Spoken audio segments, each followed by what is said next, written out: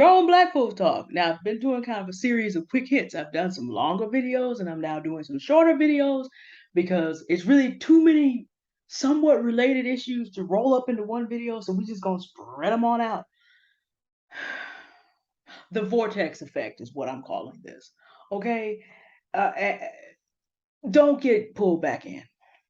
Again, conversation with a sister I had yesterday on the same day that I found out the lights were on, but nobody was home. And I decided I was going to discuss it because in a world in which we are in an integrated environment, just understand that those are the vanilla ice cream persuasion also are caught up in this, and you have to do the same thing. But what you may need to do is drop enough receipts to let them know it's not worth their time to retaliate. You might need to do that too. But the second half was this very deep conversation. And without stealing her thunder, because she's going to take care of us on her own channel. The part of it that I want to talk about is that more general. Do you know that I have a 64-year-old friend, and she experienced this awful social media, like in real life. Folks at her job started acting crazy toward the end of her tenure there because they couldn't figure out how she could be off of work on injury and was still being blessed. Coming to and from the place of work to do paperwork and to get things together as necessary, and then still showing up with new car and clearly doing better, having lost some weight, somehow making it work. And they couldn't understand how this could happen. And folks get mad when they see you living in more freedom, being more blessed. Now, they don't want to do the work that you do, and if they not necessarily want to know the God that you know that's doing the blessing. But when you do really well and other people are not doing the work, it frustrates them. And if you think of a lot of the drama and the problems that go on, but let me tell you when it really gets bad. Let me tell you when it really gets bad.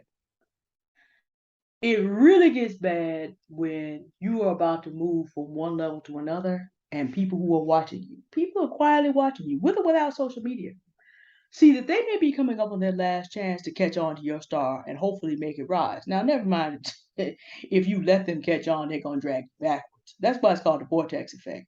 You out here swimming for your life, coming out of a situation where you were circling the drain on the outside edge, perhaps. You were born into a situation that's in a problem. You were born into a community that is being pulled into the permanent underclass. But you far enough out to the outside edge that you didn't get completely ruined and destroyed. And you might actually have enough velocity to go in one direction and actually swim out of that thing. You know there's somebody on the inner edge of that vortex going to try to pull you back in there because they don't see any more value in your life than a way out for themselves. And they circle back around. They're circling the drain still. They ain't doing the work, but they're going to circle back around. This is a thing, particularly in the age of social media.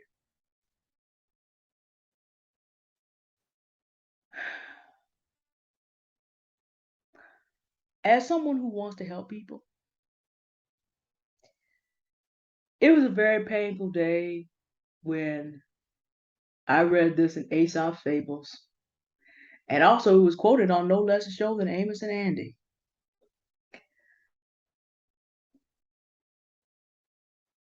Two donkeys which crossing bridge in double harness, and one slipped. And for a time, the donkey was able to hold up his companion. But after a while, the donkey realized that in standing in that position, he would be dragged off as well. And so his companion had to be abandoned to fall to his death. I remember reading that as a child, how cruel that seemed. I remembered the scene in Star Trek 3 when Captain Kirk, being who he is, it's a whole situation. I don't have if you haven't seen it, I can't summarize it all for you. But his fellow Klingon captain gets into a life or death situation, and Captain Kirk, being who he is, because you got to consider who this character is, In this movie, he has now thrown his entire career away in the search for Spock. Put in X number of years. He's Starfleet's most famous captain. He's stolen the Enterprise and thrown his entire career away in order to be able to rescue his best friend. So you have to look at who the character is. They're in a terrible situation and they were fighting, but the Klingon captain slips over the cliff and Captain Kirk reaches out to catch him. It's the humane thing to do. The only thing is, the Klingon captain tries to pull him into the pit, and Captain Kirk says, as he moves his other leg over there, I, Chick, have had, Chick, enough of you!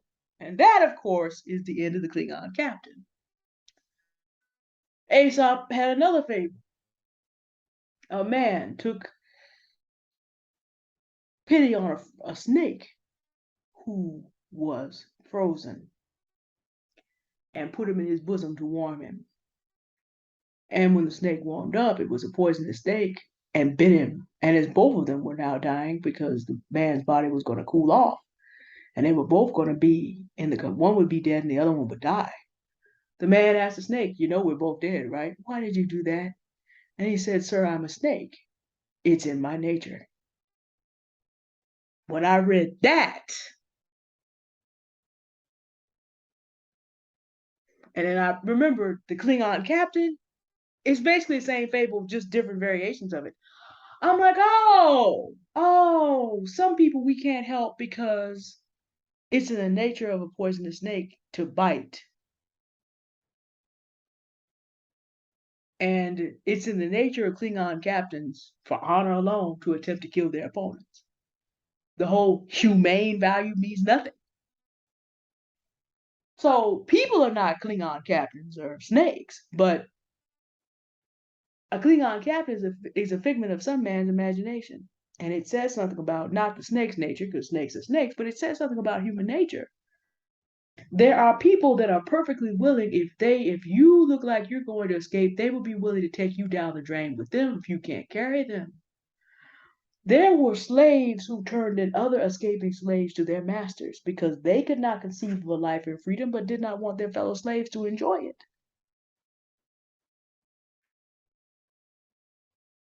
This is why I am such a big proponent of bless, block, and change the lock. Bless, block, and change the lock. Sometimes you gotta stop arguing with people. Sometimes you have to deny people access entirely.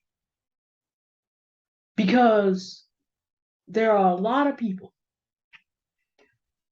who have the nature in the face of the disaster, because if memory serves on Star Trek 3, that whole planet was blowing up. That whole planet was gonna blow up. It was in the process when Kirk and the Klingon captain were having this fight. Some people in the middle of a disaster, even if you try to save them, it's not in their nature. Some people, as the Apostle Paul picturesquely put it, do not consider themselves worthy of salvation. Their agenda is more important to them than doing the work to better their lives. And if it turns out you can't pull them out, they will gleefully pull you into their own destruction. Some people have the temperament of poisonous snakes. You are trying to warm and fill and heal them to your own destruction, because at the end of the day, that's still a poisonous snake. The Bible talks about the poison of asps is on their lips. It's sad, the vortex effect. In a community where people are just circling the permanent underclass. You trying to get escape velocity from going down this drain. And other people, instead of working as hard as they can and maybe linking up with people of like kind who are, because if we go together, we actually have more mass.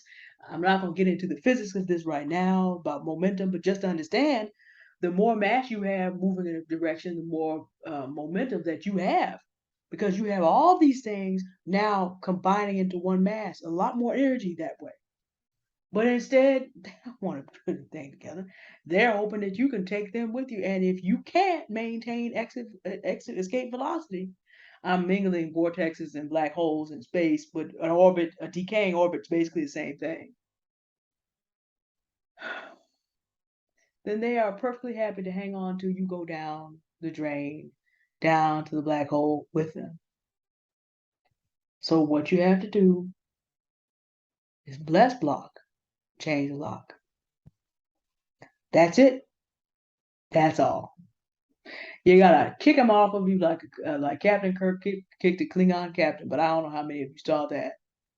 And if you should meet a snake frozen by the side of the road, you gotta leave him there. You gotta leave her there too. To be fair to you, gentlemen, there are some women who are lazy and only see you as Dr. T. Hassan Johnson of the Onyx Report, only see you as a concuserve, a person to live and die for your ability to bring in resources to her and to have sex when she wants it. It does occur. It does occur. So again, what's the solution? When you see this behavior, when folks come circling around, bless block, change the lock. That's it. That's all. All right. Another quick hit. I don't have a lot. Like I said, I couldn't put it all in one video. I'll probably have to spread these out over a couple of days. I'm recording a bunch of these at the same time, but the algorithm is not into doing more than three in a single day, and I'm just doing these, and you'll see them as they come out. But whatever day you're watching it, thank you for watching. Have a good day now. Goodbye.